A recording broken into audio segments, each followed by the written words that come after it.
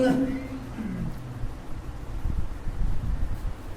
سے پہلے چونکہ ابھی اندر کے حصے میں جگہ کافی ہے، جو حضرات دوسرے حصے میں بیٹھے ہوئے ہیں، بہت ہی مؤدبانہ اور مخلصانہ میری گزارش ہے کہ وہ پہلے اس کلے کو پور کر لیں اور اس کے بعد تاکہ جو لوگ بعد میں آئیں اس طرف اتر لیں گے انشاءاللہ۔ ایک سلوات پڑھیں اور محمد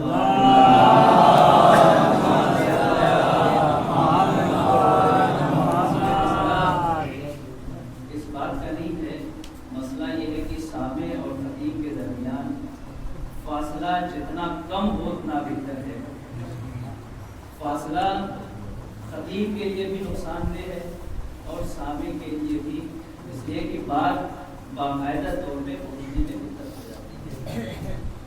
ورنہ یہ جگہ تو وہ جگہ ہے کہ جس کے لیے میں یہ کہتا ہوں کہ آپ کہیں بھی بیٹھ جائیے اگر فرش عزا ہے، اس لیے کہ یہ وہ جگہ ہے اور آپ وہ ہیں کہ جو ذرہ جس جگہ ہے وہیں آفتاب ہے، کہ جب آپ فرش عزا سے اٹھیں، ہر خطیب کا مقصد یہی ہوتا ہے کہ فرش عزا سے اٹھیں تو کچھ باتیں لے کے اٹھیں، فرش عزا کی باتوں کو اپنے گھروں تک لے کے جائیں،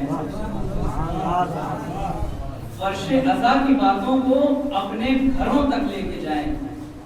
اور دیکھیے فرق ہے، گھر کی باتیں جب فرش عزا تک آتی ہیں تو اختلافات ہوتے ہیں، لیکن فرش عزا کی باتیں اگر گھر تک جائیں گی تو اختلافات نہیں ہوں گے، اتحاد پیدا ہوگا۔ اس لیے کچھ باتیں میں اس آیت کے ضمن میں عرض کروں۔ عزیزان گرامی، اے صاحبان ایمان، سب سے پہلا مرحلہ یہی ہے کہ پروردگار عالم مخاطب کسے کر رہا ہے؟ بہت ساری آیات ہیں قرآن مجید میں، یا ایھا المسلمون، ایھا المسلمون، لیکن اس آیت میں سب سے پہلا خطاب اگر کسی کو ہے تو یا ایھا الذین آمنوا۔ اس کا مطلب یہ ہے کہ یہ آیت جو پروردگار عالم بھیج رہا ہے اس کا خطاب مخصوص مومنین ہے کہ اے صاحبان ایمان، کیا ہے؟ کیا کرو؟ اطیعوا اللہ وَأَطِيعُوا الرَّسُولَ وَأُولِي الْأَمْرِ مِنْكُمْ۔ بہت آرام سے پڑھوں گا میں۔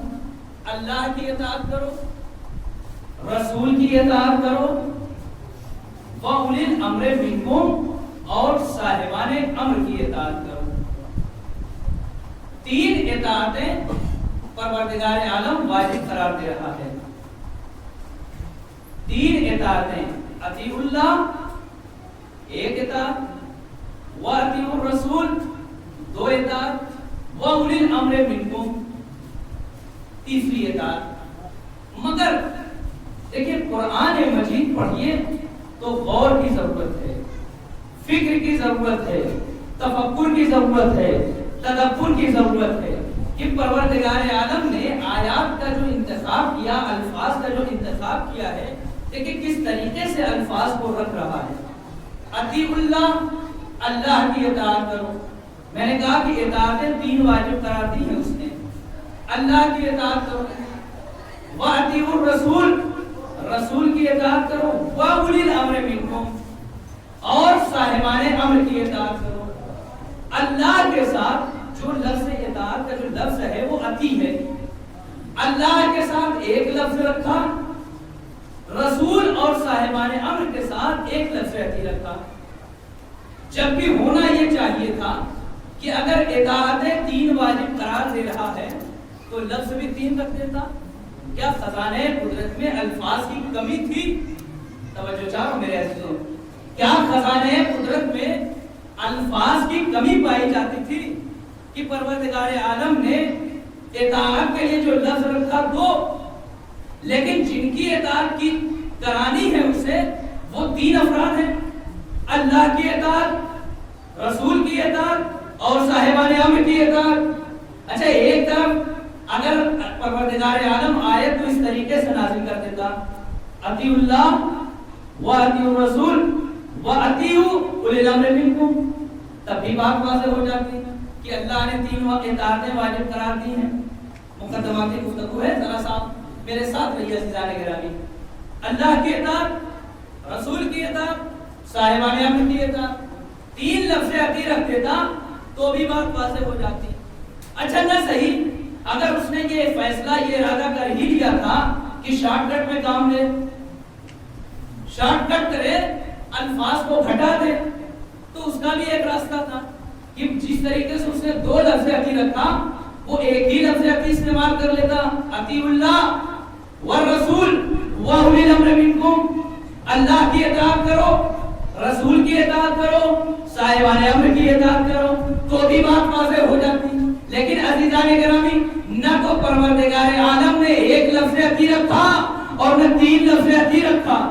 اصل میں وہ ہے خالق مطلق، وہ جانتا ہے کہ ہماری فکر کہاں جا رہی ہے، اس نے الفاظ کا انتخاب بڑے ہی سوچ سمجھ کے رکھا ہے، وہ جانتا تھا کس لفظ کو کہاں رکھنا ہے، اس لیے کہ اگر ایک لفظ بھی ادھر ادھر ہو گیا تو پھر امت بھی ادھر ادھر ہو جائے گی۔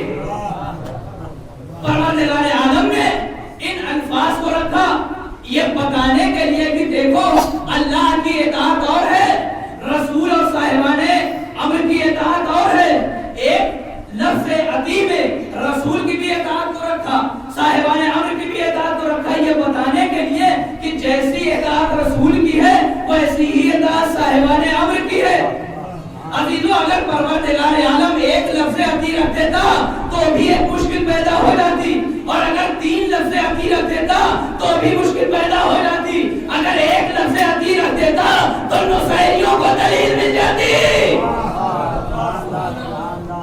اگر ایک لفظ عطی رکھتا تو نصیریوں کو دلیل مل جاتی، وہ یہ کہہ دیتے کہ جیسی اللہ کی اطاعت ہے ویسی ہی اہل بیت کی اطاعت ہے۔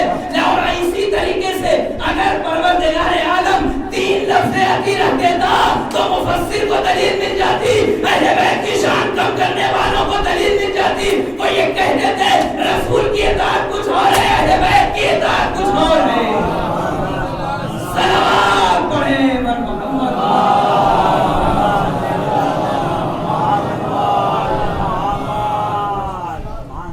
لہذا پروردگار عالم نے 2 لفظ عطی رکھا یہ بتانے کے لیے کہ جیسی اطاعت رسول کی ہے ویسی ہی اطاعت صاحبان امر کی ہے۔ اب آئیے عزیزان گرامی، اس کا مطلب یہ ہے کہ یہ آیت جب نازل کیا ہے پروردگار عالم نے تو یہ اطاعتیں ہمارے اوپر واجب ہیں۔ اللہ کی اطاعت واجب ہے نا، رسول کی اطاعت واجب ہے کہ نہیں ہمارے اوپر؟ صاحبان امر کی بھی جب اللہ کی واجب ہے، رسول کی واجب ہے، تو صاحبان امر کی بھی واجب ہوگی۔ اچھا یہ آیت توجہ کیجیے گا، یہ آیت ان آیات میں سے بھی نہیں ہے کہ جس کا حکم منسوخ ہو گیا ہو، یہ نازل ہوئی اور کچھ دن تک عمل ہوا اور پھر اس کا حکم اٹھا لیا گیا ہو، ان آیات میں سے بھی نہیں ہے۔ بہرحال میں نے ایک لفظ کہہ دیا تو اس کی وضاحت کر دوں، ایسا نہ ہو کہ میرے بچوں کے ذہن میں کچھ شک و شبہات پیدا ہو جائے۔ قرآن مجید میں کم سے کم عالم اسلام کا متفقہ فیصلہ ہے کہ ایک آیت ایسی ہے کہ جسے پروردگار عالم نے نازل کیا، اس کا حکم آیا لیکن چند ہی دنوں کے بعد اس کا حکم منسوخ ہو گیا۔ پہلے حکم تھا کہ یہ کام کرو، چند دنوں کے بعد یہ حکم آیا کہ اسے نہ کرو۔ آپ آئیے، جو تفسیر کی کتابیں لکھی گئی ہیں ان کتابوں میں مشہور ترین کتاب جو اردو زبان میں بہت ساری تفسیریں لکھی گئی ہیں، تفسیر انوار النجف، علامہ حسین بخش جاڑا صاحب نے اسے لکھا۔ ایک آیت ہے جسے آیت نجوہ کہا جاتا ہے، اس کے ضمن میں یہ لکھا سورہ مجادلہ کی 12ویں آیت، سورہ مجادلہ کی 12ویں آیت اور 13ویں آیت، اس کے ضمن میں لکھا کہ جب پیغمبر خطبہ دے رہے تھے، مدینے کے دور دراز کے افراد مدینے میں داخل ہوئے ہیں، پیغمبر مسجد نبوی میں ہیں، خطبہ دے رہے ہیں، دور دراز کے افراد بھی آ کے پیغمبر کی گفتگو کو سن رہے ہیں. ایسے میں پیغمبر کے ایک صحابی کھڑے ہوتے ہیں اور اٹھنے کے بعد پیغمبر کے پاس آتے ہیں. پیغمبر کے کان میں جا کے کچھ کہتے ہیں. توجہ چاہ رہا ہوں میرے عزیز. پیغمبر کے کان میں آ کے انہوں نے کچھ کہا. پیغمبر نے کہا اللہ کی مصلحت یہی ہے, بیٹھ جاؤ.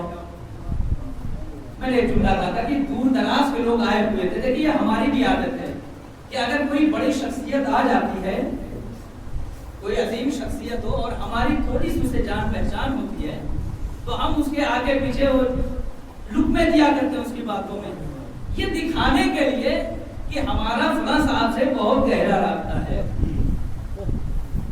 یہ ہے نہیں, ہمارے معاشرے میں پائے جاتے ہیں, معاشرے کی باتیں ہیں, سماج میں اسے آپ لفظ کر سکتے ہیں. فلاں صاحب سے ہمارا بہت گہرا رابطہ ہے, یہ دکھانے کے لیے پیغمبر کی بزم میں دور دراز کے لوگ آئے ہوئے ہیں. لیکن جو مدینے کے افراد تھے جو پیغمبر کے ساتھ رہا کرتے تھے, ان میں سے ایک صاحب کھڑے ہوئے اور آنے کے بعد پیغمبر کے کان میں کچھ کہا. پیغمبر نے کہا اللہ کی مصلحت یہی ہے, بیٹھ جاؤ. اللہ کی مصلحت یہی ہے, بیٹھ جاؤ. اب علامہ حسین بخشالہ صاحب لکھتے ہیں کہ کم سے کم 3 صحابہ, زیادہ سے زیادہ 10 صحابہ یکے بعد دیگرے کھڑے ہوتے رہے. ایک صاحب بیٹھے, دوسرے آئے کہ میں بھی تو بتا دوں کہ کتنی نزدیکی ہے میری اور رسول کے درمیان. وہ بھی کھڑے ہوئے, آئے اور آنے کے بعد انہوں نے دوسرے کان میں پیغمبر کے کچھ کہا. مجمع دور دراز کا ہے, نیا مجمع ہے, دیکھ رہا یہ تو بڑے قریبی لوگ ہیں. اس کا مطلب یہ ہے کہ پیغمبر سے قربت کا یہ رابطہ ان کی زندگی میں بنانا شروع کر دیا تھا, تاکہ جب نیا آدمی دیکھے تو سمجھے یہ تو بہت نزدیک والے ہیں. اگرچہ پیغمبر نے کسی اور کو کہا نزدیک والے. اب انہوں نے کہا, تیسرے صاحب کھڑے ہوئے, آپ انصاف سے بتائیے, میں یہاں تقریر کر رہا ہوں, میں یہاں گفتگو کر رہا ہوں. ایک صاحب یہاں سے کھڑے ہو کے آگے کان میں کچھ کہنے لگے, دوسرے صاحب یہاں سے آ جائے, تیسرے صاحب درمیان سے, چوتھے صاحب اس طرف سے اٹھ کے چلے آئے. تو انصاف سے بتائیے مجمع ڈسٹرب ہوگا کہ نہیں؟ امکان ہے کہ شرافت میں میں کچھ نہ بولوں, بزرگی کا لحاظ رکھتے ہوئے انسان کچھ نہ کہے, مگر دل کو یہ بات ضرور لگ جاتی ہے. جب پروردگار عالم نے یہ منظر دیکھا کہ میرا حبیب گفتگو کر رہا ہے اور لوگ درمیان گفتگو آگے کچھ گانا پھوسی کر رہے ہیں, نجوا کر رہے ہیں, پروردگار عالم نے سورہ مجادلہ کی 12ویں آیت کو نازل کر دیا. اس میں تھا کیا, جبرائیل امین نازل ہوئے اور آنے کے بعد کہا یا رسول اللہ آپ یہیں پہ ایک اعلان کر دیجئے کہ اب آج کے بعد اگر کوئی بھی آپ سے گفتگو کرنا چاہے گا تو پہلے کچھ نہ کچھ صدقہ دے, پھر آگے آپ سے گفتگو کرے. صدقے کے بغیر اب کوئی آگے گفتگو نہیں کرے گا آپ سے. اب عزیزان گرامی, تفسیر عمدۃ البیان میں علامہ عمار حسین صاحب نے, تفسیر انوار النجف میں علامہ حسین بخش جاڑا صاحب نے, اور جا کے مقبول احمد صاحب کا زمینہ دیکھیے, وہاں پہ انہوں نے لکھا ہے کہ اس آیت نجوہ کے 12 نمبرویں آیت کے نازل ہو جانے کے بعد 10 دن تک پیغمبر کا کوئی بھی پیارا صحابی پیغمبر سے گفتگو کرنے آیا ہی نہیں. اب تک جو لوگ بڑے قریبی تھے, اب تک جو لوگ بڑے نزدیکی تھے, جو آ کر منبر میں بھی گفتگو کر لیا کرتے تھے, جب کی آیت نے قید نہیں لگائی ہے یہ کتنا صدقہ دینا ہے, 1 دینار, 1 درہم, آدھا دینار, آدھا درہم, کچھ بھی دیتے, صرف آیت نے ایک قید لگائی کہ کچھ نہ کچھ صدقہ دے, پھر آگے گفتگو کرے. عزیزوں یہی تو فرق ہے اہل بیت میں اور دوسروں میں. بھائی کہاں لینے والے کہاں دینے والے, جو لینے والے تھے وہ سب چھٹ گئے. اب تاریخ نے لکھا کہ 10 دن تک کوئی بھی پیغمبر کا پیارا صحابی, چہیتا صحابی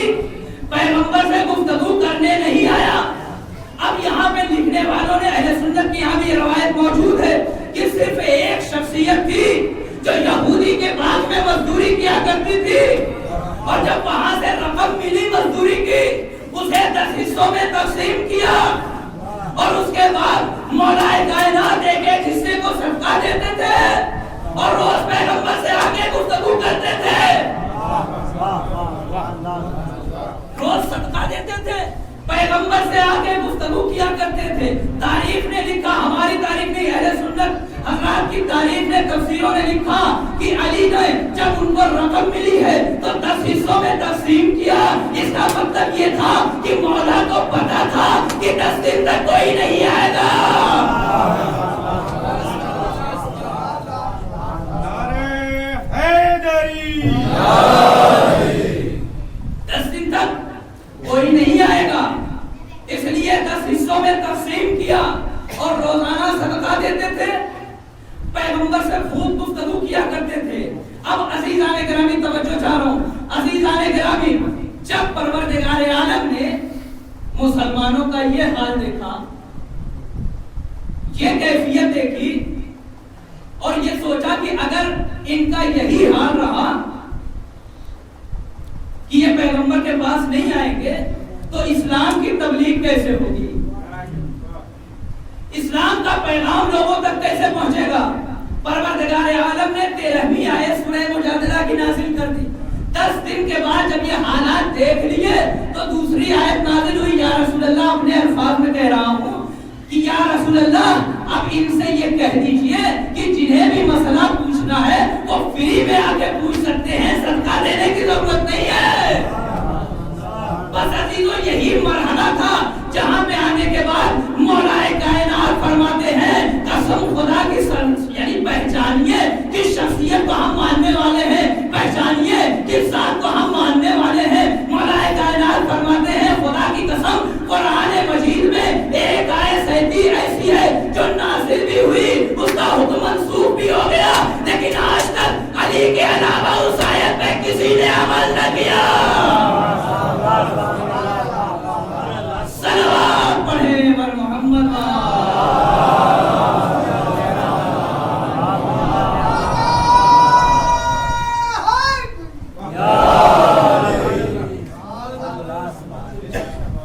لیکن عزیزو جس آیت کا انتخاب میں نے کیا ہے اس آیت کا حکم منسوخ نہیں ہوا ہے۔ یہ ساری باتیں میں اس لیے پیش کر رہا تھا، جس آیت کو اطیعوا اللہ اگر منسوخ ہو جاتا تو مسلمان کہہ دیتے بھئی یہ حکم نازل ہوا تھا کچھ دن کے لیے، اس کے بعد یہ تو حکم اب ختم ہو گیا ہے، اب کیا ضرورت ہے؟ لیکن حکم باقی ہے، اللہ کی اطاعت، رسول کی اطاعت اور صاحبان امر کی اطاعت۔ ایک لفظ عطی رکھا ہے رسول اور صاحبان امر کے ساتھ۔ اس کا مطلب یہ ہے ادبی لحاظ سے، عربی گرامر کے لحاظ سے، جو حکم رسول کی اطاعت کا ہے وہی حکم صاحبان امر کی اطاعت کا ہے۔ ظاہر ہے کہ اللہ کی اطاعت ہمارے لیے واضح ہے، واضح ہے نا سب کے لیے، اللہ کی اطاعت، رسول کی اطاعت بھی ہم سب کے لیے واضح ہے۔ مسئلہ یہ ہے کہ یہ صاحبان امر ہیں کون؟ یہ صاحبان امر کون ہیں جن کی اطاعت کا حکم پروردگار عالم دے رہا ہے؟ یہ کون لوگ ہیں؟ دیکھیے اس میں کوئی شک نہیں ہے کہ 2 بجے 2:30 بجے 3 بجے کا وقت وہ ہوتا ہے جب ہم لوگ کلاس میں جاتے تھے۔ ایران کی میں بات کر رہا ہوں تو ہمارے استاد کہتے ہیں کہ ہمیں اس ٹائم تو جو ہے فرشتے بھی سوئے رہتے ہیں، تو مجھے احساس ہے اس کا، لیکن آپ میرے ساتھ جڑے رہیے، انشاءاللہ تھکن نہیں ہوگی۔ عزیزو سوال یہ ہے، اللہ کی اطاعت واضح ہے، رسول کی اطاعت واضح ہے، یہ صاحبان امر کون ہیں؟ کن کی اطاعت ہمارے اوپر واجب ہے؟ ان کا جاننا بھی ہمارے لیے ضروری ہے۔ انشاءاللہ معرفت عوام اور ہماری ذمہ داریوں کے عنوان سے آپ سے گفتگو ہوتی رہے گی۔ یہ ہے کون صاحبان امر؟ جن کی اطاعت ویسے ہی واجب ہے جیسے رسول کی اطاعت۔ اب آئیے، ہم نے ظاہر ہے کہ علماء تفاسیر سے تو سوال کرنا پڑے گا نا کہ یہ صاحبان امر کون ہیں۔ ہم نے جب علماء سے سوال کیا کہ آپ بتائیے صاحبان امر کون ہیں، ہمارا رابطہ تو خود ہی صاحبان امر سے ہے، ہم تو جانتے ہیں کہ صاحبان امر کون ہیں، لیکن عالم اسلام سے جب یہ پوچھا کہ یہ آخر صاحبان امر ہیں کون، یہ کن کی اطاعت رسول کی اطاعت جیسی ہے؟ اب جو تفاسیر اٹھا کے دیکھا میں نے، مفتی محمود احمد صاحب نے ایک تفسیر لکھی ہے پاکستان سے، اس میں انہوں نے لکھا کہ صاحبان امر سے مراد سربراہ مملکت ہے. صاحبان امر سے مراد سربراہ مملکت، پاورفل وزیر اعظم، پاورفل وزیر اعظم سربراہ مملکت ہے. انہوں نے یہ لکھا. ان کے علاوہ جتنی تفسیریں عربی زبان میں یا فارسی زبان میں برادران کی طرف سے لکھی گئی، ہمارے بھائیوں کی طرف سے لکھی گئی، سب نے یہ لکھا کہ صاحبان امر سے مراد سربراہ مملکت، پاورفل وزیر اعظم. تو ایک بات تو طے ہے کہ جو بھی اس تفسیر کو قبول کرے گا کہ صاحب امر سے مراد سربراہ مملکت، پاورفل وزیر اعظم ہے، وہ اپنے ملک کے وزیر اعظم کے خلاف کبھی بھی زبان نہیں کھول سکتا. جو بھی یہ عقیدہ رکھ رہا ہے کہ صاحب امر سے مراد سربراہ مملکت ہے، وہ کبھی بھی اپنے ملک کے وزیر اعظم کے خلاف زبان نہیں کھول سکتا. کیوں؟ اس لیے کہ آیت یہ کہہ رہی ہے کہ جیسی اطاعت رسول کی ہے ویسی ہی اطاعت صاحبان امر کی ہے. انسان جب تک دائرہ اسلام میں ہے، دائرہ اسلام میں رہتے ہوئے جب رسول کے خلاف زبان نہیں کھول سکتا تو صاحب امر کے خلاف بھی زبان نہیں کھول سکتا. تو ایک بات طے ہو گئی کہ جو بھی، لیکن ہم نے عجیب منظر دیکھا، توجہ چاہیے، ہم نے عجیب منظر دیکھا. ابھی چند سالوں کے اندر آپ نے دیکھا ہوگا لیبیا میں کیا ہو رہا تھا، تونس میں کیا ہو رہا تھا، لبنان میں کیا ہوا، بہت سارے ملکوں میں کیا ہوا. کہا کہ اپنے وزیر اعظم کے خلاف ان لوگوں نے انقلاب کیا ہے، احتجاج کیا ہے. بھائی یہ کیوں، ایسا کیوں ہو رہا ہے؟ ہونا ہی نہیں چاہیے تھا. اس لیے کہ قرآن کہہ رہا ہے جیسی اطاعت صاحب امر کی ہے ویسی اطاعت رسول کی ہے. آپ یہ کہہ رہے ہیں کہ جو صاحبان امر کون ہے؟ پاورفل وزیر اعظم. جو بھی وزیر اعظم ہوگا وہ سربراہ مملکت ہوگا، وہ اولی الامر ہے. ہم نے یہ دیکھا کہ یہاں ہو رہا ہے احتجاج، ملک جتنے ہیں سب ملک اسلامی ہیں، لیکن اس کے بعد بھی احتجاج ہو رہا ہے. تو یا تو یہ مان لیا جائے کہ یہ جو احتجاج کرنے والے ہیں یہ مسلمان نہیں، کیا سن رہے ہیں لوگ؟ جو احتجاج کرنے والے ہیں یا تو یہ مانا جائے یہ مسلمان نہیں، یا یہ مانا جائے کہ یہ صاحب امر نہیں. ہم نے دیکھا احتجاج ہو رہا ہے. اچھا ٹھیک ہے، تھوڑی دیر کے لیے اگر ہم اسے مان لیں کہ سربراہ مملکت پاورفل وزیر اعظم ہے، سنیے تو انصاف سے بتائیے کہ ٹھیک ہے، جو لوگ یا جو مسلمان اسلامی ممالک میں زندگی بسر کر رہے ہیں ان کے لیے تو ٹھیک ہے کہ ان کا صاحب امر پاورفل وزیر اعظم جو بھی ہوگا وہ ہو جائے گا. ہم بیچارے مسلمان جو ہندوستان میں زندگی بسر کر رہے ہیں، ہمارا صاحب امر کون ہے؟ تھوڑا سا علمی ہے، لیکن ہمارا صاحب امر کون ہے؟ ہم مسلمانوں کا صاحب امر کون ہے؟ ہم کیا کریں یہاں پہ؟ ہم کسے صاحب امر مانے؟ کیوں؟ یا جو مسلمان امریکہ میں رہتے ہیں، نان مسلم ممالک میں جو رہتے ہیں، ان کا صاحب امر کون ہوگا؟ جو امریکہ میں رہتے ہیں کیا ان کا صاحب امر اس وقت یا اس سے پہلے اوباما اور بش فلاں فلاں یہ سب ان کے صاحب امر تھے؟ یہ ہو نہیں سکتا. اچھا ہمارے صاحب امر کون ہے؟ کیا اس وقت جو وزیر اعظم ہیں پاورفل بھی ہیں، کیا اس وقت وہ ہمارے صاحب امر ہیں؟ یہ ہو نہیں سکتے. اس لیے نہیں ہو سکتے کہ قرآن مجید آواز دے رہا ہے لَن يَجْعَلَ اللَّهُ لِلْكَافِرِينَ عَلَى الْمُؤْمِنِينَ سَبِيلًا. قرآن یہ کہہ رہا ہے کہ کوئی بھی کافر مسلمان کا ولی نہیں ہو سکتا. کیا سن رہے ہیں؟ کوئی بھی کافر مسلمان کا ولی نہیں ہو سکتا. قرآن کی آیت ہے، میرا جملہ نہیں ہے. قرآن کہہ رہا ہے لَن يَجْعَلَ اللَّهُ لِلْكَافِرِينَ عَلَى الْمُؤْمِنِينَ سَبِيلًا. کوئی بھی کافر مومن کا ولی نہیں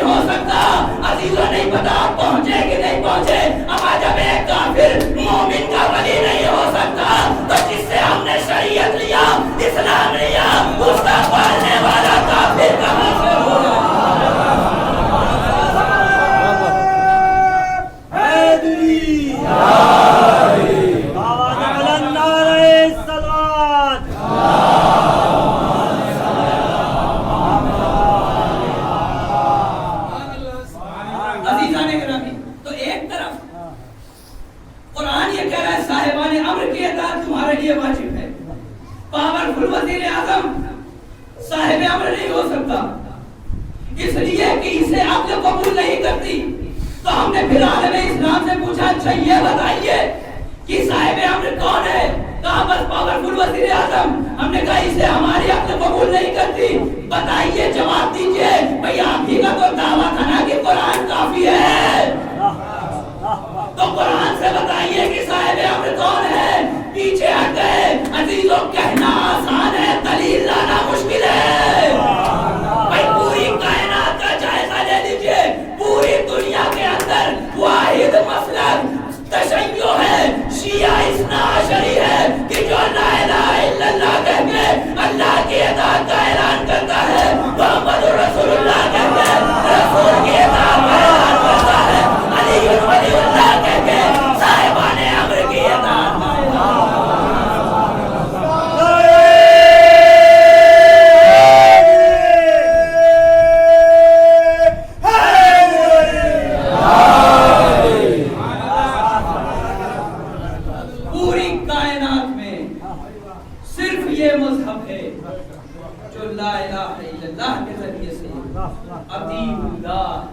اللہ کی اطاعت واجب ہے.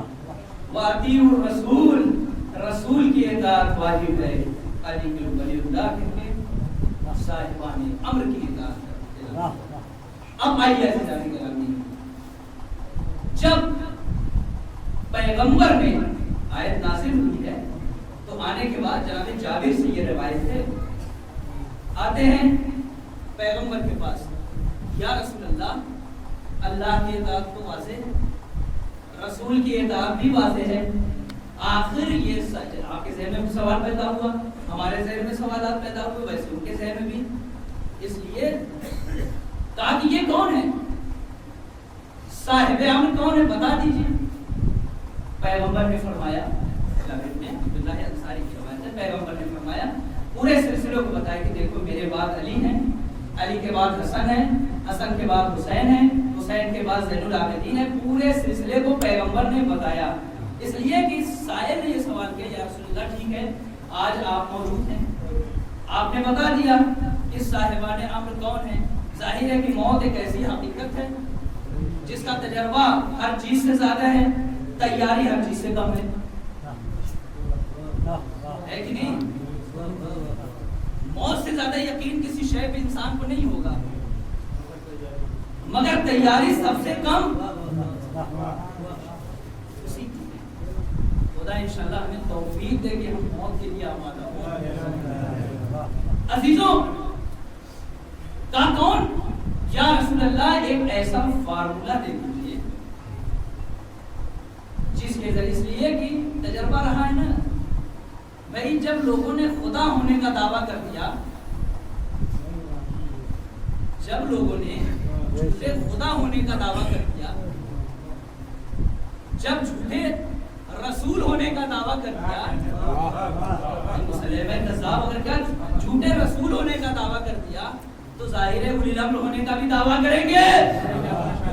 تو یا رسول اللہ کوئی ایک ایسا فارمولا دے دیجئے کہ آپ کے جانے کے بعد اگر کوئی یہ دعویٰ کرے کہ ہم صاحب امر ہیں تو اس فارمولے کے ذریعے سے ہم اسے پہچان لیں کہ صاحب امر ہے یا نہیں.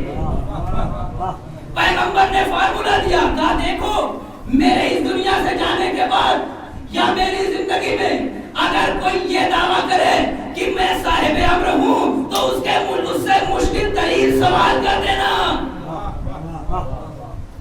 اگر کوئی یہ دعویٰ کر رہا ہے کہ میں صاحب امر ہوں تو اس سے مشکل ترین سوال کر دینا.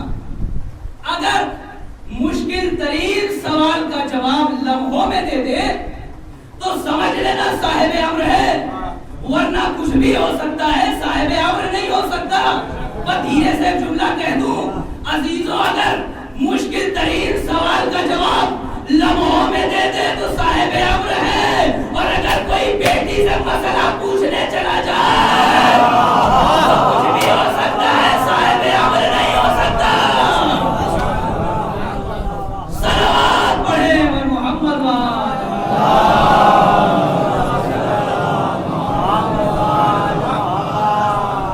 کچھ بھی ہے, صاحب امر نہیں ہے. یا رسول اللہ یہ فارمولا دے, مشکل ترین سوال. اس لیے مولا کائنات کی حیات کائنات میں آنے والا آتا اور مولا کائنات سے پوچھتا ہے یا علی آپ صاحب امر ہیں؟ کہا ہاں مسئلہ کیا ہے، بات کیا ہے؟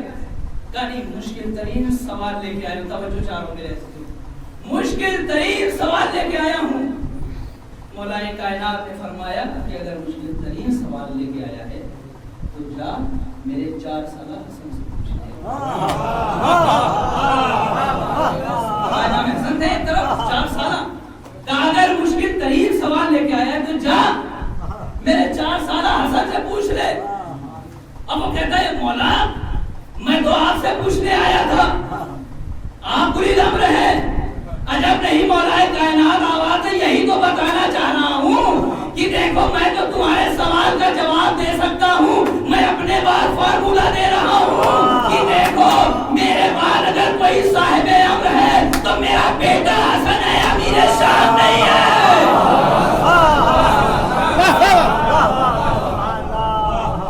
صلوات پڑھیں بر محمد۔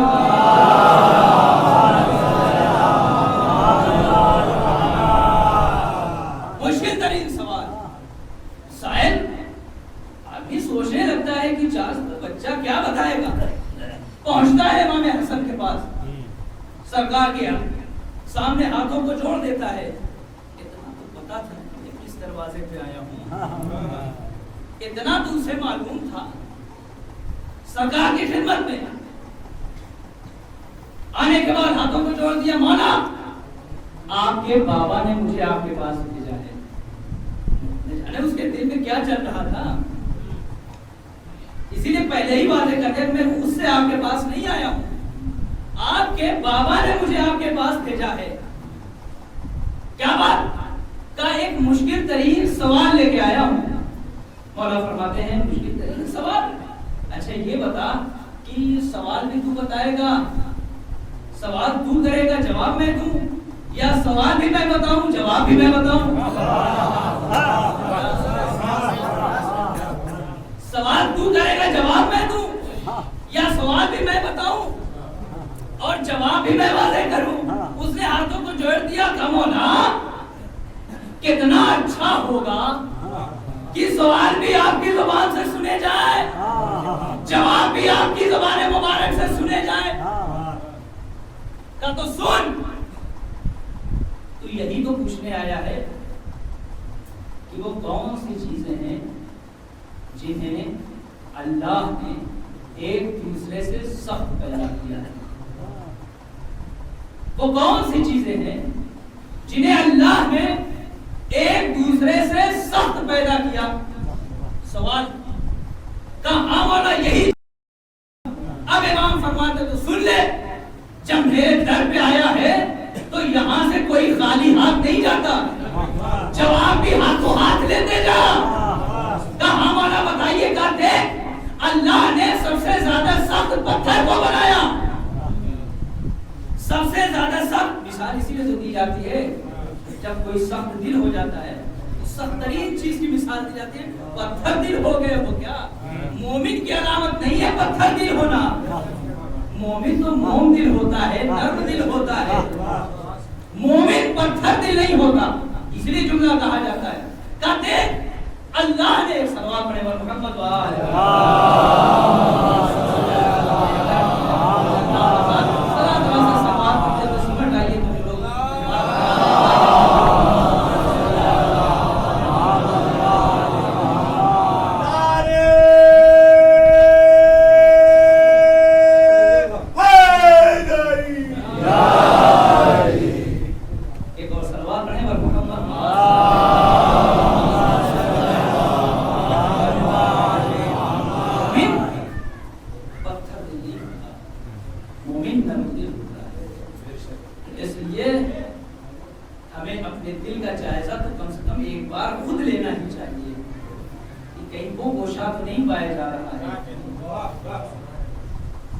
جو مضمون گوشہ ہے، مومن کے اندر وہ صفات ہونے چاہیے جو ممدوح صفات ہیں۔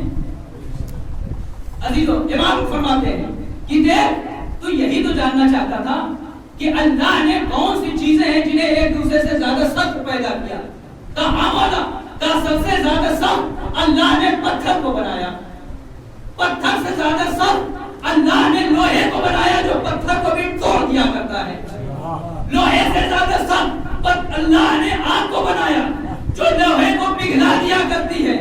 آگ سے زیادہ سخت پروردگار عالم نے پانی کو بنایا جو آگ کو بجھا دیا کرتا ہے. پانی سے زیادہ سخت پروردگار عالم نے بادل کو بنایا جس کے دوش میں پانی ٹھہرا ہوا کرتا ہے. بادل سے زیادہ سخت پروردگار عالم نے ہوا کو بنایا کہ جو بادل کو ایک مکان سے دوسرے مکان پہ منتقل کیا کرتی ہے.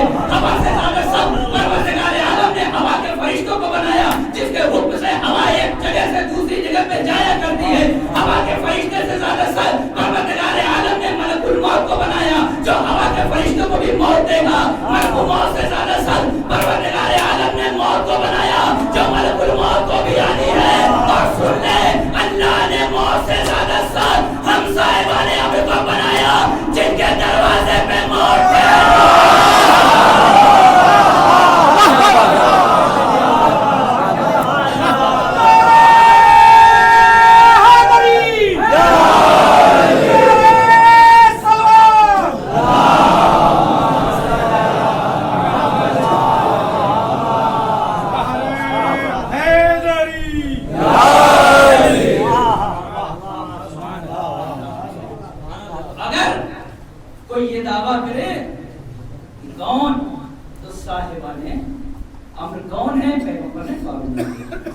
سخت ترین مشکل ترین سوال کر دینا.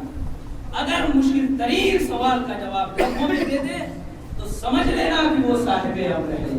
مولا کائنات نے بھیجا. آج جو سوال کرتے یہ کیسے ہو سکتا ہے کہ ان کی دسترس موت پہ بھی ہو. کوئی ایسا دروازہ آج تک نہیں ملا جہاں سے موت کا فرشتہ واپس گیا ہو. صرف اہل بیت کا در ہے جہاں سے فرشتہ واپس گیا. ملک الموت نام سن کے بھی لوگ کام جاتے ہیں.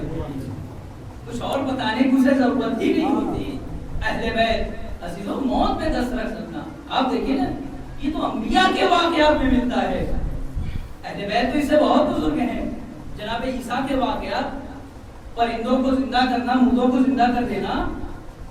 جناب ابراہیم کے واقعات پروردگار ان کو زندہ کیسے کرتا ہے. یقین نہیں ہے. یقین ہے اطمینان قلب کے لیے پوچھ رہا ہوں. لیکن مہینہ قلبی اطمینان قلب کے لیے تو ٹھیک ہے ابراہیم پرندوں کو لو چند پرندوں کو لو ان کو ذبح کرو. ذبح کرنے کے بعد ایک پہاڑ میں چھوڑو اور ان کو بلاؤ اور تمہاری طرف آئیں گے. منقار کو ہاتھوں میں لے کے بلاؤ. جس پرندے کو بلاؤ گے ٹکڑے ٹکڑے ہونے کے بعد بھی وہ لوٹ کے آئیں گے. ابراہیم کا واقعہ ہے. جملہ کہہ دوں رک کے کہ نبی خدا وہ ہوتا ہے کہ جب وہ آواز دیتا ہے تو پرندے بھی اپنی جگہ سے آ جاتے ہیں. ارے نہ جانے وہ کیسے مسلمان تھے پیغمبر بلاتے رہے.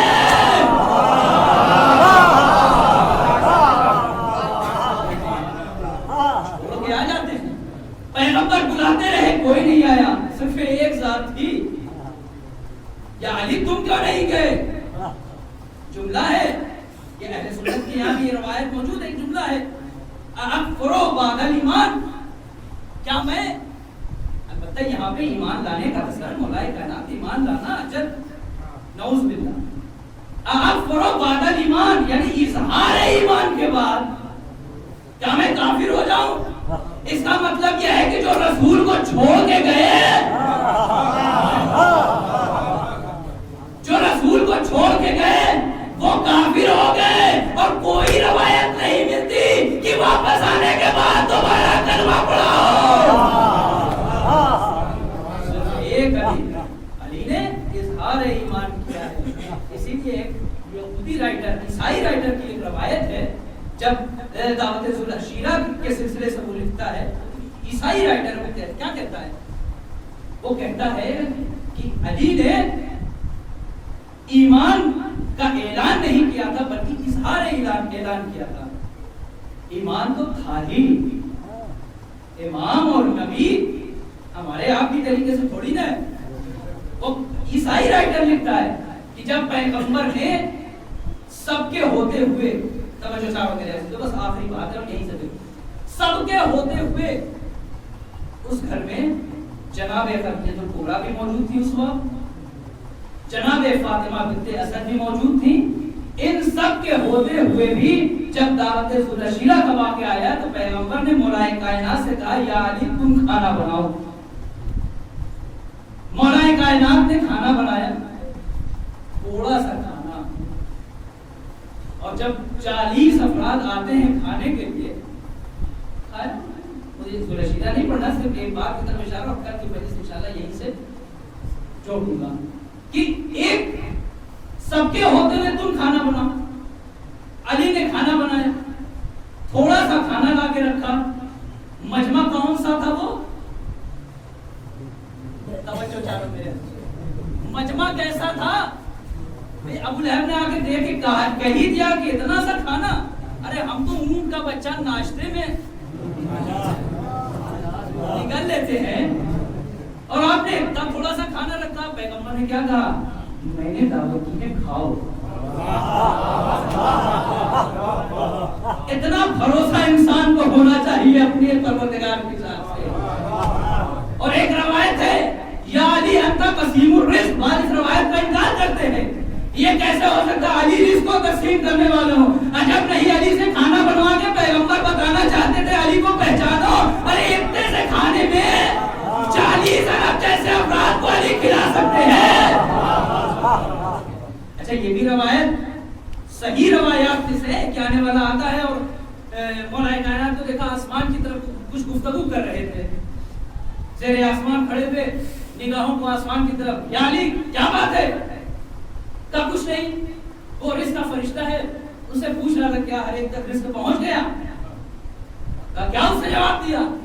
کہاں؟ اس نے کہہ دیا کہ ہر ایک تک رزق پہنچ گیا. توجہ چاروں میرے عزیزوں، توجہ چاروں، رزق پہنچ گیا. وہ بیچارہ جو آیا تھا امتحان لینے کے لیے آیا تھا مولا کائنات کا. ایک ڈبیا تھی چھوٹی سی اس کے پاس، اس ڈبیے میں ایک چیٹی کو بند کیے ہوئے تھا، اس لیے کہ جب علی یہ کہیں گے کہ سب تک رزق پہنچ گیا تو میں ڈبیے کو کھول کے دکھا دوں گا. ڈبیا کو میں نے بند کر رکھی ہے. کہا یا علی کیا جواب دیا؟ کہا ہاں رزق پہنچ گیا. کہا اچھا رزق پہنچ گیا؟ کہا ہاں پہنچ گیا. اب وہ ہنستے مسکراتے ہوئے ڈبیے کو کھولتا ہے. اس نے جیسے ہی ڈبیے کو کھولا کیا دیکھا؟ ایک چاول کا چھوٹا سا دانہ اس میں موجود تھا. اب اس کے تعجب کی انتہا نہیں. یا علی اس ڈبیے کو میں 2 روز سے بند کیے ہوئے ہوں، آخر رزق پہنچا کیسے؟ علی کا تاریخ ساتھ جملہ سنیے. علی نے کہا تھے جس طریقے سے بند گھر میں ملک الموت پہنچ جاتا ہے اسی طریقے سے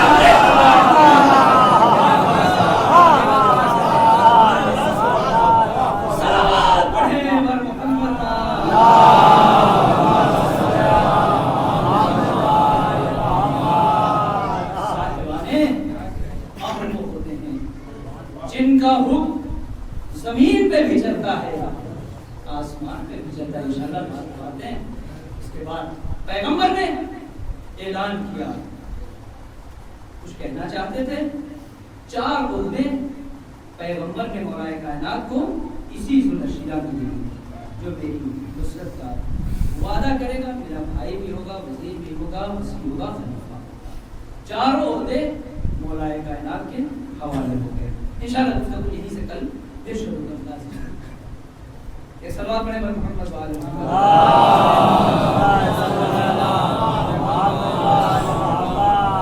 اہل بیت علیہ السلام کی ہر فرد جس طریقے سے قرآن ثابت کا جواب نہیں ہے، کوئی اس کا جواب نہیں آ سکتا. اہل بیت کی ہر فرد کا بھی کوئی جواب قرآن نازل کی بھی ہر فرد کا کوئی جواب نہیں دے سکتا. اہل بیت کی کوئی سی بھی فرد ہو، چھوٹی ہو یا بڑی ہو. آپ دیکھیے، آپ نے شہزہ بچھا دیا پہلی اس میرے اشرے کے عنوان سے جو مجلس ہے انشاءاللہ اسی عنوان پہ معرفت معصوم، معرفت امام اور ہماری ذمہ داریاں، اسی عنوان سے گفتگو انشاءاللہ ہوتی رہے گی. آپ نے پہچانا کہ صاحب امر قوم میں جتنی زیادہ معرفت بڑھتی جائے گی ہمارے عمل میں اتنی تبدیلی آتی جائے گی. معرفت پڑھائیے, اپنے عمل میں 4 چاند لگائیے. عمل ایک جاہل بھی کرتا ہے, ایک عالم بھی کرتا ہے, لیکن 70 گنا فرق ہو جاتا ہے. ایک نماز عالم بھی پڑھتا ہے, ایک نماز ایک جاہل بھی پڑھتا ہے. معرفت ہوتی ہے تو اس میں تبدیلی آ جائے گی, عمل میں چینجنگ آ جائے گا. آپ دیکھیے نا, توجہ کیجیے عزیزان گرامی, ہم اس وقت یہاں پہ بیٹھے ہوئے ہیں, ایام ازاں ہیں. سب سے اہم ایک ہماری اس میں ذمہ داری ہے, پڑھنے والے کی بھی ذمہ داری ہے, سننے والے کی بھی ذمہ داری ہے, نوحہ پڑھنے والے کی بھی ذمہ داری ہے, جتنے بھی مومنین ہیں ہر ایک کی ذمہ داری ہے. ہم خرچ کر رہے ہیں نا, خرچ کر رہے ہیں کہ نہیں کر رہے, تبرک بانٹ رہے ہیں. اگر آپ نے باہر سے کوئی خطیب بلایا, ذاکر بلایا تو اسے کچھ دے رہے ہیں. اتنا سارا خزینہ, اتنے سارے اخراجات کے بعد اگر جیسے محرم سے پہلے تھے ویسے ہی محرم کے بعد بھی ہم رہ جائیں تو کیا تبدیلی آئی, کیا فرق پڑا ہماری زندگی میں. آپ اپنے بچوں کو اسکول بھیجتے ہیں, اگر ایک استاد ہمیشہ وہی کلاس اول پڑھاتا رہے, فرسٹ کلاس اس سال بھی گیا, اگلے سال بھی وہی کلاس وہی پڑھا رہا ہے, دوسرے سال, تیسرے سال, چوتھے سال, نہیں, آپ فوراً شکایت کریں گے یہ کیا ہو رہا ہے. کیوں شکایت کرنے جاتے ہیں؟ اس لیے کہ ہم خرچ کر رہے ہیں. بھائی ہم ترقی دیکھنا چاہتے ہیں, ہم ترقی دیکھنا چاہتے ہیں. میرے بچہ اگر اس سال فرسٹ کلاس میں ہے تو آئندہ سال سیکنڈ میں ہو, اس کے بعد تھرڈ میں, یعنی اوپر جاتا رہے. عزیزوں, فرش عطا انسان کی روح کو بالغی عطا کرتی ہے, ہماری روح کو پرواز عطا کرتی ہے. ہمارے کمالات میں اضافہ ہونا چاہیے. سب سے پہلی ذمہ داری یہ اضافہ کہاں سے ہوگا؟ سب سے پہلا کام یہ ہے کہ ہمارے اندر خلوص ہونا چاہیے. جب پڑھنے والا مجلس پڑھنے ذاکر آئے تو یہ خلوص رکھے اور یہ کہہ کے آئے کہ میں مجلس پڑھ رہا ہوں قربتاً اللہ. صاحب سننے کے لیے آئے تو یہ طے کر کے آئے کہ مجلس میں جا رہا ہوں قربتاً اللہ. نوحہ پڑھنے والا نوحہ خانی کے لیے کھڑا ہو تو یہ نیت کرے قربتاً اللہ. جب ایک عام انسان آئے فرش عطا پہ تو یہ نیت کرے قربتاً اللہ. جب اتنا جذبہ ہمارے اندر پیدا ہوگا تو خود بخود خداوند عالم ہماری روح کو پرواز عطا کر دے گا. صلوات پڑھے بر محمد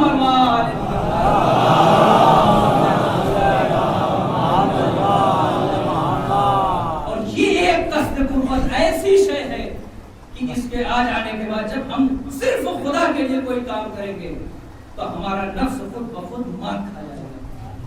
پھر ہم اپنا کچھ نہیں, ہم سوچیں گے تو حسین کی بنیاد پہ سوچیں گے, ہم سوچیں گے تو فرش عزا کی بنیاد پہ سوچیں گے, ہم فکر کریں گے تو اہل بیت کی بنیاد پہ فکر کریں گے. یعنی اہل بیت جو اتحاد کا مرکز ہے وہ اسی وقت ہوں گے جب ہماری نیتوں میں خلوص پیدا ہو جائے, ہمارے اندر اخلاص پیدا ہو جائے. اس لیے عزیزان گرامی, بہت سی جگہوں پہ آپ کی بستی بھی ممکن ہے وہ, لیکن اکثر جگہوں پہ جائے, میں اپنی بستی کی بات کر رہا ہوں, آپ کی بستی کو بدنام کروں, میری اپنی بستی کی بات ہے کہ جیسے ہی محرم شروع ہوتا ہے ایک چیز پیدا ہو جاتی ہے لوگوں کے اندر. کیا ہے؟ میرا عزا خانہ, میرا علم, میرا تعزیہ, میری انجمن, میرا خطیب, یہ سب کچھ میرا ہو جاتا ہے. میرا یہ, میرا یہ, میرا یہ, میرا یہ, میرا تعزیہ. بھئی یہ تعزیہ آپ کا کب سے ہو گیا؟ یہ عزا خانہ آپ کا کب سے ہو گیا؟ انصاف سے بتاؤ عزیزوں, آخری جملہ انصاف سے بتاؤ. اگر تعزیہ میرا ہو گیا, عزا خانہ میرا ہو گیا, خطیب میرا ہو گیا, انجمن میری ہو گئی, نوحہ خان میرا ہو گیا, تو بتاؤ حسین کا کیا رہ گیا؟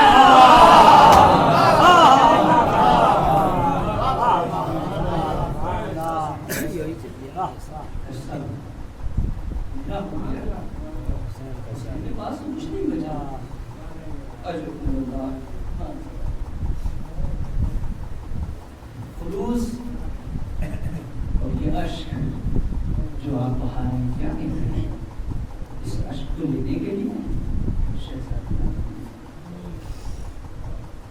جب شہزادہ اتنی عظیم شخصیت فرش ازا پہ ہیں تو اس فرش ازا کا ہمیں کتنا احترام کرنا چاہیے. اس لیے کہ کہیں ایک جگہ اگر اپنی قوم کا بزرگ بیٹھا ہوتا ہے تو چھوٹے نوجوان اس کا احترام کرتے ہیں. اس فرش پہ سیدہ آ جائیں, اہل بیت آ جائیں, کس لیے آ رہے ہیں؟ اپنے مراد حسین. بڑی مشکلات سے ہم آج یہاں جمع ہوئے ہیں. واقعی ہمارے بزرگوں کا شکریہ ادا کرنا چاہیے کہ ہمارے بزرگوں نے کربلا کو ہم تک پہنچایا.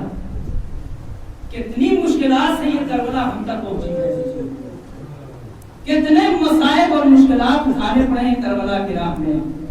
اس معرفت کو اگر پوچھنا ہے تو افراد سے پوچھو جنہیں نے کربلا کے لیے قربانیاں دی ہیں, اور چھوٹی موٹی قربانی نہیں دی ہے. قسم خدا کی عجیب جذبات اور ایک اہم کردار ہماری خواتین کا رہا ہے. کربلا کو فروغ دینے میں, گھر گھر پہنچانے میں ایک اہم کردار ہماری ماں اور بہنوں کا رہا ہے جو گزر چکی ہیں. کتنے حالات خراب ہوتے گئے. آپ دیکھیں کیسے کیسے حالات سے ہم گزرے ہیں.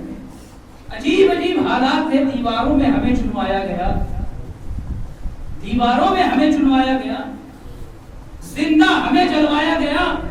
لیکن ان سب کے باوجود بھی ہمارے بزرگوں نے کربلا کو ہم تک پہنچا دیا. اب اگر بزرگوں نے کربلا کو ہم تک پہنچایا تو ہماری ذمہ داری ہے کہ اس مشن کو اپنی نسل تک پہنچائیں, اپنی نسلوں میں اسے منتقل کریں.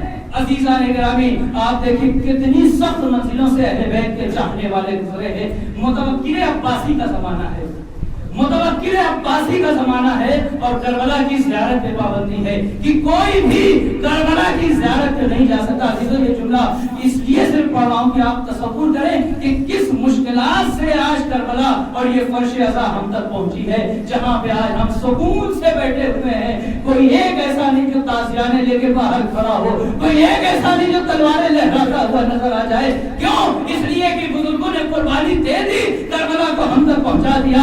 لیکن تاریخ کہتی ہے متوکل عباسی کا زمانہ ہے, اور کربلا کی پابندی, کربلا کی زیارت پہ پابندی ہے کہ کوئی بھی کربلا کی زیارت کو نہیں جا سکتا. ایک جملہ کہوں عزیزو, حسین ہر دور میں مظلوم رہے ہیں. حسین کل بھی مظلوم تھے, حسین آج بھی مظلوم ہے.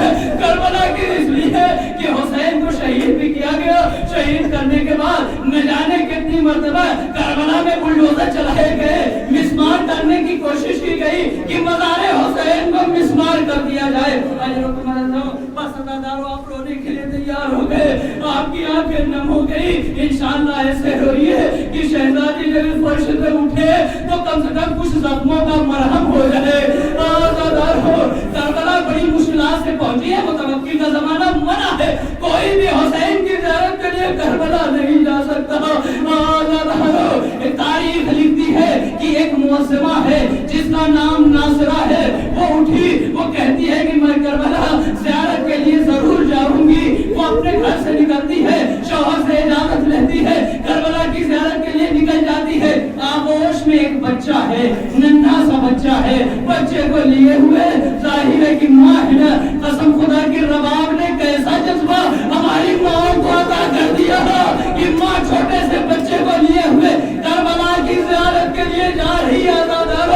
ناصرہ نکلتی ہے, ایک کچھ دور چلنے کے بعد ایک مرتبہ متوکل عباسی کے کارندوں نے اسے دیکھ لیا. اے گڑیا, ارے کہاں جا رہی ہے؟ ناصرہ کہتی ہے میں اپنے آقا حسین کی زیارت کو جا رہی ہوں. کارندے کہتے کیا تجھے پتا نہیں ہے کہ حسین کی زیارت کا پابندی ہے, کوئی بھی حسین کی زیارت کو نہیں جا سکتا. اے میرے عزیزو, آپ کے دل میں بھی زیارت کا جذبہ ہے.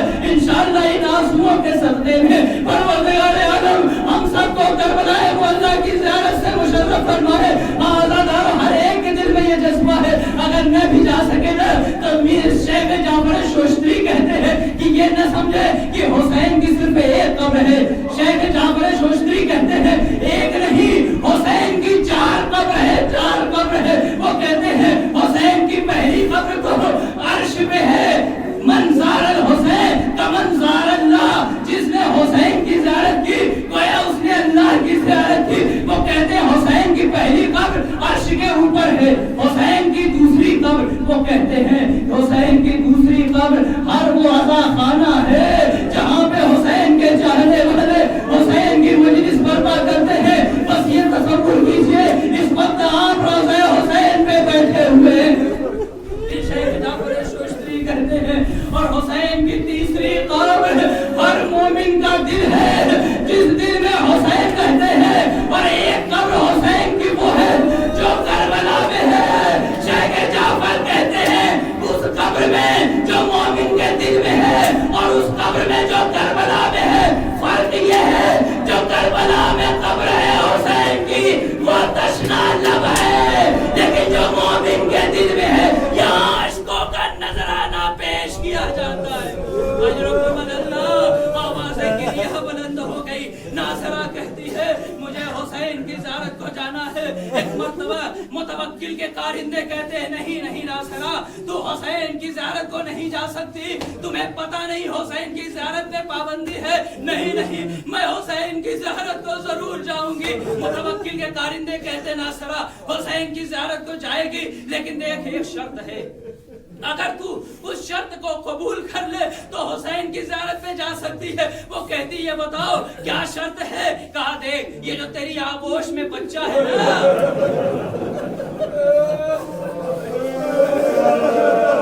ناصرہ یہ جو تیری آغوش میں بچہ ہے اس بچے کو قربان کرنا پڑے گا, اس بچے کو قتل کرنا پڑے گا. ناصرہ کہتی ہے کوئی بات نہیں, اگر بچے کی قربانی دینی پڑے تو میں بچے کی قربانی دے دوں گی لیکن حسین کی زیارت کو ضرور جاؤں گی. اجرکم اللہ. ناصرہ نے اپنے بچے کو ان کے حوالے کر دیا. بچے کو قتل کرنا ہے لو میرے بچے کو قتل کر دو, لیکن ایک مرتبہ دوسری شرط لگاتے نہیں ناصرہ خدا کسی ماں کو وہ دن نہ دکھائے جب اس کی آغوش میں اس کے بچے قتل کیے جائے. ناصرہ یوں ہی نہیں بلکہ تیرے بچے کو تیری آغوش میں قتل کیا جائے گا. ناصرہ تیرے بچے کو تیری آغوش میں قتل کیا جائے گا. اللہ اکبر. نہ جانے کیسی ماں تھی. ناصرہ کہتی ہے بھی راضی, اس سے بھی راضی ہوں لیکن قبر حسین کو ضرور جاؤں گی. ناصرہ کے بچے کو کارندوں نے ناصرہ کی آغوش میں دیا. ایک جان ظالم نے تلوار کو نکالا اور ناصرہ کی آغوش میں اس کے بچے کو